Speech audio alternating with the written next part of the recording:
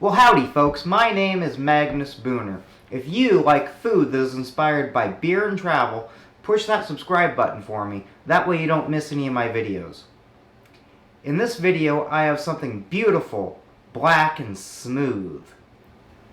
I'm talking about a Field Company No. 9 griddle, and I want to show it to you.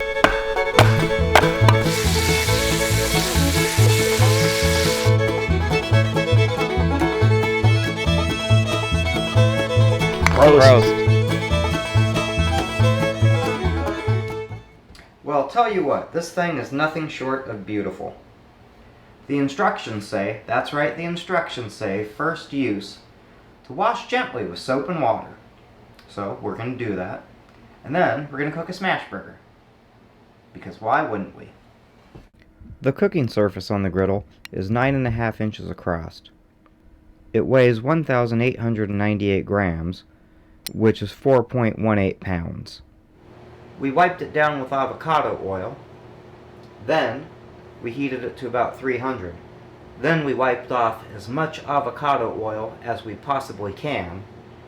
Now I'm going to heat it up until it smokes. It did not tell me to do this in the instructions. This is a Magnus Boner-ism. Well, alright, let's get this griddle hot again and make a frickin' smash burger. I'm going to use a liberal amount of clarified butter. Got my favorite Winco spatula.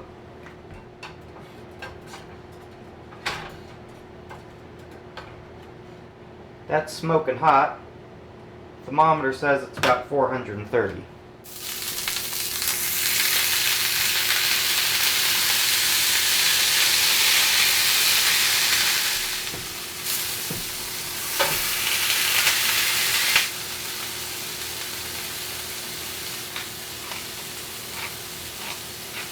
Alright, let's do it.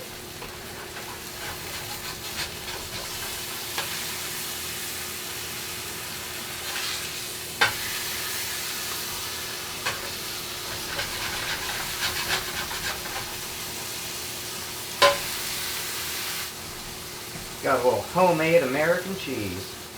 Oh yeah, get on there.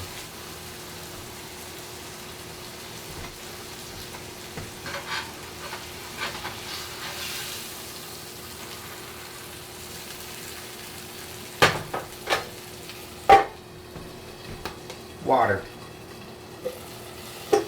Make steam. Bun.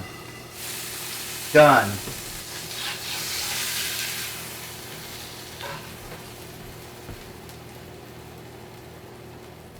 Take it off the hot burner. That's good practice in case you're drunk, so you don't forget to do stuff. Normally I put the pickled red onions on the bottom bun. I'm not sure why I didn't this time. I like to get the excess brine off of them. Fuck yeah. Well, I hope you enjoyed watching me smash that burger. I'm about to smash this burger.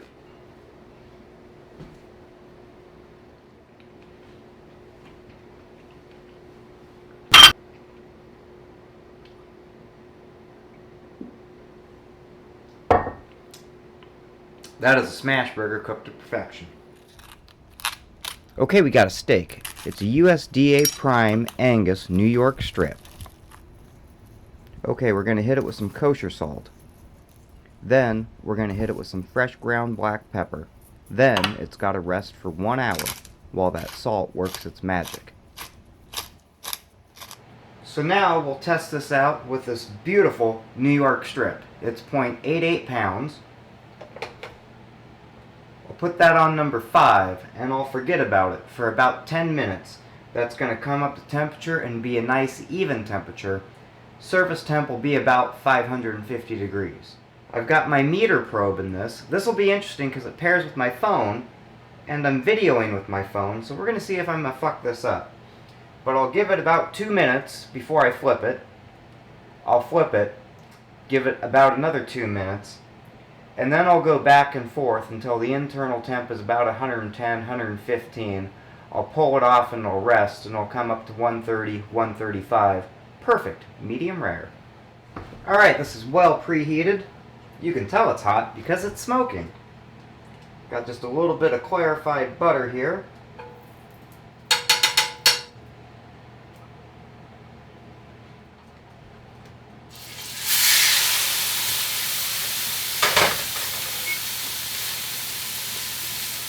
Timer's going to go off in 38 seconds. That'll be 2 minutes. I'm going to give it 1 more minute. I can feel that it needs another minute.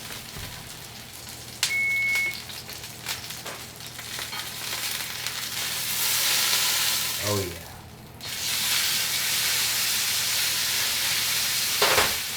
Can you see that brown crust? That is why we cook steak on cast iron. It is my humble opinion, this is the best way to cook a steak.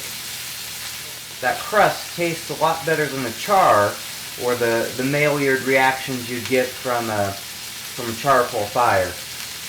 Sometimes we'll reverse sear a steak, big 3-pound ribeye. We'll put it on the smoker and slowly bring it up to temp. We'll rest it and then we'll finish it on cast iron, and that gives you the best of all the worlds.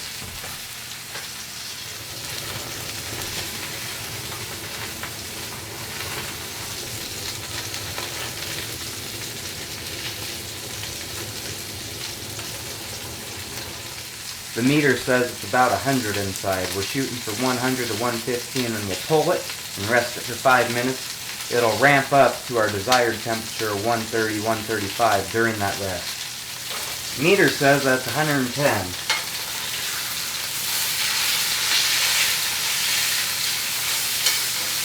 We're just doing this to make sure there's lots of butter on it.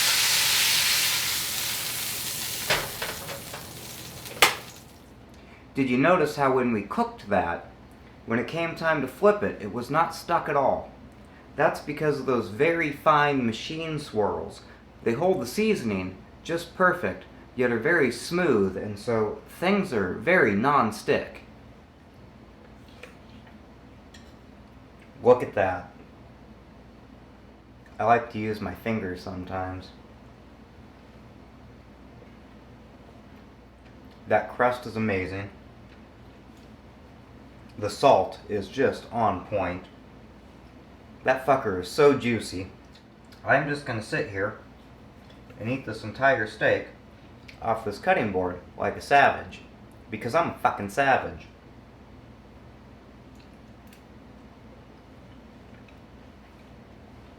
Do you see that? Alright, now we're going to cook an egg. I've got the surface temperature at about 275 degrees. We're going to add plenty of oil. Now we're going to crack this in here. Going to put some kosher salt on it and some fresh ground black pepper. We'll remove this silicone ring.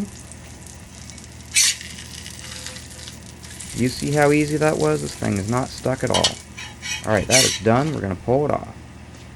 Now we're going to heat this up to 350 and cook a pancake. Yeah, get on there. Alright, I can see some bubbles forming. The edges are dry. I think it's time to flip this. Oh, look at that golden brown. That did not stick at all. Alright, let's take a look. Oh yeah, she's done. Look at that golden brown. We're alright. You've seen me smash burger, cook a delicious steak, an egg, and a pancake. I'll tell you, I use this daily to cook ground chicken patties and lean ground beef patties. It's what I do most of my cooking on. If you've been a fan of the channel for a while, you know I've got no shortage of fine cookware. However, this seems to be the piece I use the most. Now, I've got to give you a full disclosure. The pan I started this video with and the pan I finished are not the same pan. The first pan I got from Field Company had some wobble to it, and so I contacted them and complained, and they are one stand-up company because within 2 weeks I had a brand new pan, and this pan sits as flat as any piece of cookware I own. If you've made it this far, be sure to give this video a thumbs up. If you haven't already, please subscribe. There'll be an affiliate link down in the description box. If you click that link and buy this pan, I'll get a little kickback. Well, you can find me on Instagram. If you want to see my food porn, which there's a lot of it, see it here on Instagram. I'm also on Facebook, where my name is Magnus Boner. Oh, and check out my website, where I've got all my recipes and some other fun stuff. MagnusBoner.com. Well, thank you once again, and I'll be bringing you another epic video real soon.